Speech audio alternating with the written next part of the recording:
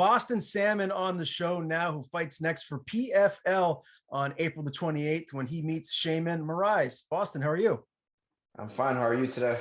I'm good, man. I appreciate the time. You had a successful debut for PFL. Your last fight out, round 2 corner stoppage win over Do Jom Lee. Break that one down for me, man. How pleased are you with your performance? Uh, Very grateful for that opportunity. For one, prior to that, we had 4 fights pull out on the lower scene, lower regional scene. So to be on that PFL Challenger Series and get the opportunity to fight Do Jom Lee, I can't be more thankful for that. And with the outcome, everything's going great. Did that fight play out like you anticipated, or was there anything that really surprised you in that one? No, I kind of expected to be myself at 145. A lot of people don't really see the struggles that I had at 135 in my career. So, it was great to be there at my natural weight and just be able to perform on be able to perform at 100%. How much weight were you cutting when you fought at bantamweight? Was it upwards of 30 pounds? 100%. I was anywhere from 165 to 175, just to make 135, right? And not to say that I would get sloppy or I wasn't on schedule, right? In order for me to make that weight, I would have to go vegan. And that vegan, I've been studying a lot of diets in the past, and I just don't think the vegan diet is the right diet for what we do.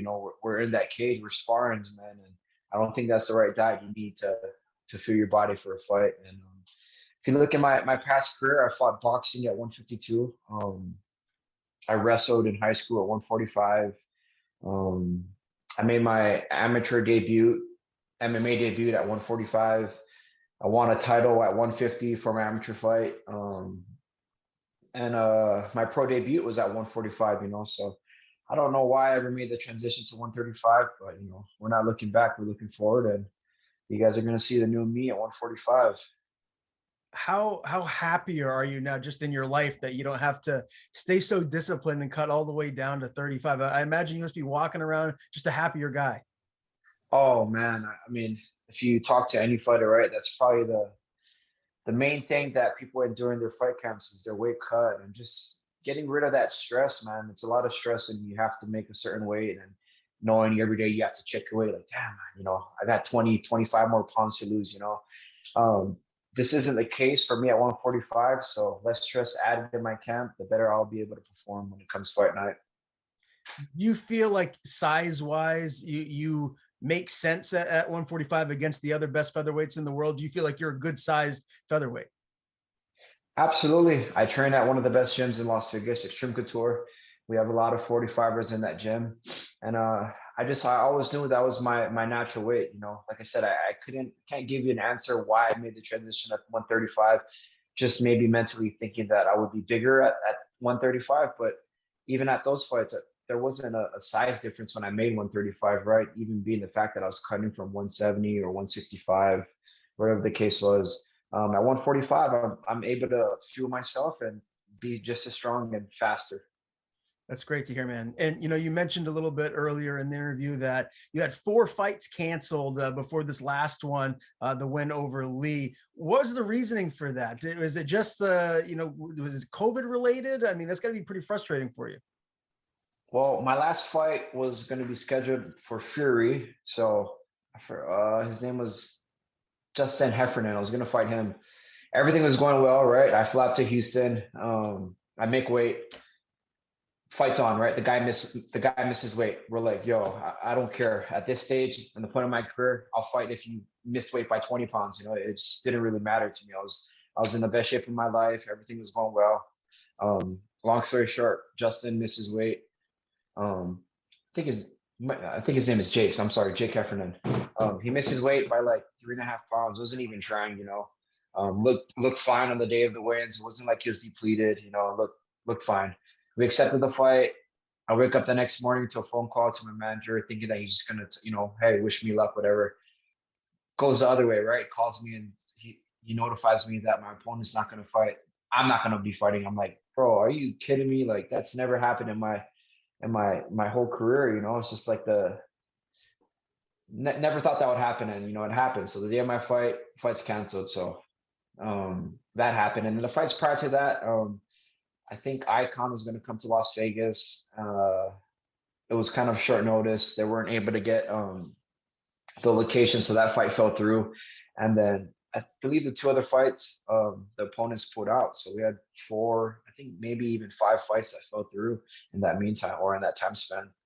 Man, as I said, that has to be super frustrating for you, someone that's trying to stay active here. But in the end, it all worked out. You're with PFL now. How did that come about, and what is your contractual status with PFL right now? So they had me as an alternate for when I was going to fight for Fury. Me and my management already kind of agreed that within 2 to 3 weeks we'd be fighting or would be an alternate. So what would happen is we'd go out to, what was it, Orlando, and we'd weigh in, and if anybody has to pull out, we'd do it as alternate, right? I get back from that Houston fight or Fury fight when that fight fell through. I get back to Vegas, and my manager calls me and he's like, "Hey, we're fighting. Do you want to fight for PFL still?" I'm like, I mean, yes. I kind of made that clear with him. I was like, I'm gonna fight as much as I can this year, and if all goes well, I'm gonna stick with this career. If all doesn't go well, I'm done fighting, man. I'm gonna find another career. So we jumped on that opportunity. So I just got done making weight, right? Now I gotta make weight in another 3 weeks again. So I agreed, and we fought Du Guillaume Lee, and he missed weight. So we beat Du Guillaume Lee. I get back in the gym. I'm in shape. I get back in the gym, and Ray Sefo tells me like, "Hey, you want the bad news or the good news?" I'm like, "Bro, give me the bad news." He's like, "Bad news is Movlid pulled out, and good news is you're fighting in 3 weeks." I'm like, "Bro, are you serious?" He's like, "Yeah, you're in the tournament. Congratulations." I'm like, "Wow, okay, let's go. Let's get this $1 million." Yeah, and as you said earlier, you're very excited to be fighting for PFL. I mean, Ray Sefo, well-known guy right there in the combat sports world. What would it mean to you to go to win this season, to win that $1 million contract? It would mean a lot. I believe that I'm a prize fighter, right? So nothing against Fury, nothing against LFA, or nothing against all these smaller organizations. When I got released from the UFC, I felt like I needed a home, right?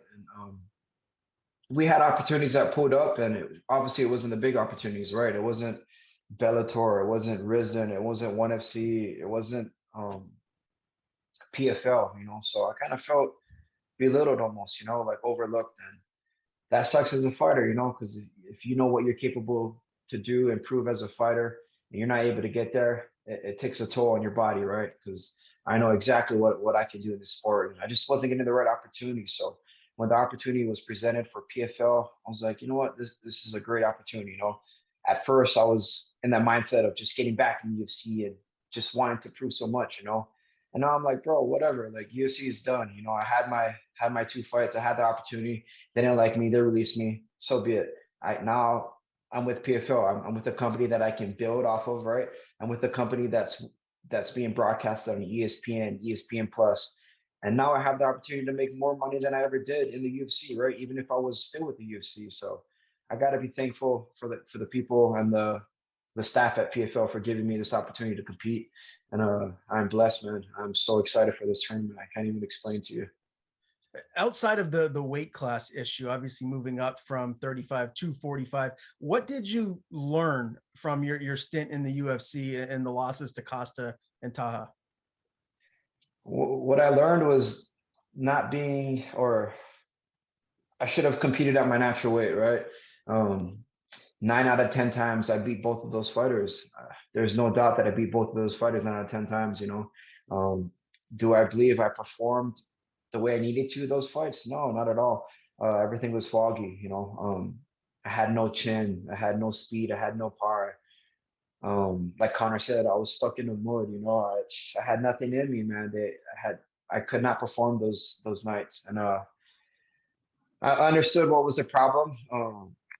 Of me, having a drastic cut and just not being able to perform those nights. So we found out what the mistake was, and we grew from there. And you're going to see a better 145 Boston Salmon next Thursday against Sheymon Moraes. Can't wait for this one. Tell me about camp. How has it been at Extreme Couture so far? Camp's great. Like we talked about before, 4 fights fell through. So it's like I've been in camp for over a year already, So all these fights fell through. I fight Do Lee. Now I'm in the tournament. After this fight, I'll be fighting another month and a half. If all goes well, I'm in the tournament. I fight another month and a half. If I win that semifinals, I'm going to be fighting the finals. So it's like, bro, you got to be ready, right? This is everything that I prepared and I've been ready for. So this is what I asked for. So I got to be ready for it. Who are your main training partners these days? Main training partners, Kai Kamaka, Jeremy Kennedy, well, Stan Ige's in that gym. Ibijah Meheula, he fights for Fury. Um, there's a lot of fighters that I can list at our gym. But for this camp, I've been getting ready. And Ibijah, or he has like 10 names. Ibijah Kaleho Meheula. He's one of the fighters, up and coming fighters from Hawaii. Really good, talented kid. He's been helping me out for my last camp against Du Lee, and he's been helping me out for this camp for Sheymon Moraes. And obviously, right now you're just totally dialed in on Sheymon Moraes. But when you look at the featherweights on the PFL roster, it's a deep weight class, man. Brendan Loughnane, Bubba Jenkins, Kyle Bosniak. I don't think Tyler Diamond's in there anymore, if I'm not mistaken. I think that they let him go. But how do you feel like collectively you stack up with the best of the best here at 145 in PFL? They're gonna look at the record, right? I probably have the least fights in that division. But I like my odds, man. I like my odds. If there were some prop bet, like you have in football or basketball, I love my odds to win this tournament. You can't knock me for that. And bro, I can't explain to you how excited I am for this whole event. I know I'll probably be going into an underdog for this fight, and like I said earlier, I love my chances of winning this tournament. I pray to God there's some kind of prop bet. All right. Well, you win some money on yourself. Well, why not bet on yourself, right? All right. April Yes. 28th, Arlington, Texas. It's right around the corner, my man. Who will be with you come fight night? Who will be in your corner? Fight night, my teammate, like I said, Kaleo Ibajah Meheula, he'll be in my corner. Coach Giff, Jimmy Gifford, one of the greats in the MMA sport and boxing. And Eric Nixick will be in my corner as well. Yeah, one of the best coaches in the business. Now your opponent, Moraes, he's 13-5. He's got 2 wins in a row. Both of them are finishes. Break his style down for me, man. Like, what kind of a fight are you expecting for him to bring towards you? If you understand the tournament, 6 points is the first round finish, right? It's gonna go to me or Sheymon. I know Sheymon's gonna bring that heat. I'm gonna bring that heat. I have the ability to finish my opponents with my left hand or my right hand, or any kicks. I'm bringing it. I want to go out there. I want to set the tempo. I want to go out there and set the tempo for the featherweights and let them know that I'm here for good. And I'm one of the fighters that you got to watch out for. Sheymon has a very basic Muay Thai style, very stiff. If there's any factor in this fight, I believe it's my speed and my ability to move. And that's what we're gonna happen. That's what's gonna happen in the fight. I'm not gonna play his fight. I'm gonna play my fight. And best of Farks are gonna come next week. Do you believe you get the finish? 100%, 100%. I believe I get the finish. It's stylistically, it's a great matchup for me. Like I said, the fight can go any way, but I like the odds of me beating him. All right. And last question for me, Boston. Is there anyone in this tournament that you are hoping that you match up against, like someone that maybe you want to test your skill set against, or someone that you feel like would just make for an amazing fight? I said earlier, I believe I'm a prize fighter. So if you want the best matchup, if somehow me and Brendan Loughnane can fight in the finals, that would be the best matchup on paper.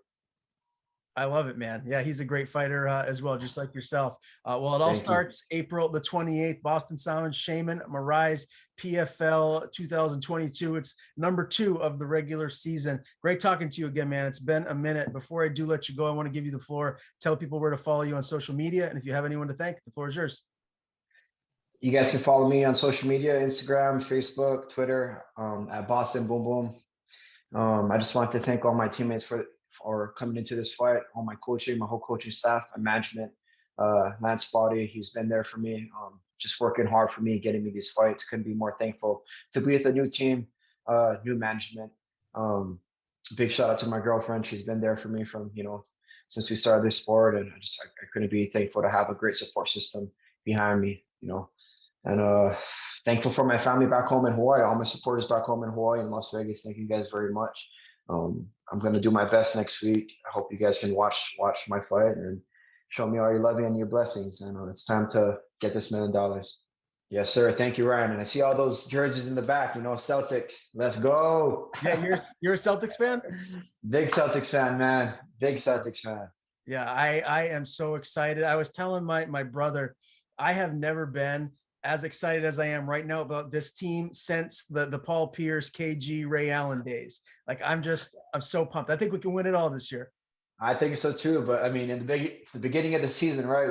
Our thoughts are probably a lot different, Like we were probably questioning ourselves, like, damn, are we even gonna make playoffs? And now, we're here at the number 2 seed, beating up the Nets. So let's go and finish that series and just keep on collecting dubs, and let's go get that gold.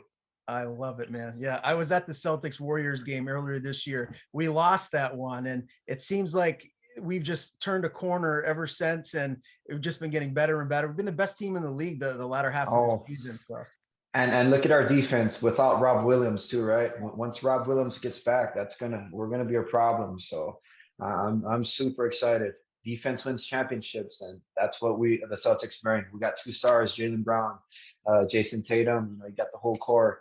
DPOY, Marcus Smart. You got runner-up Robert Williams. You got Al Horford.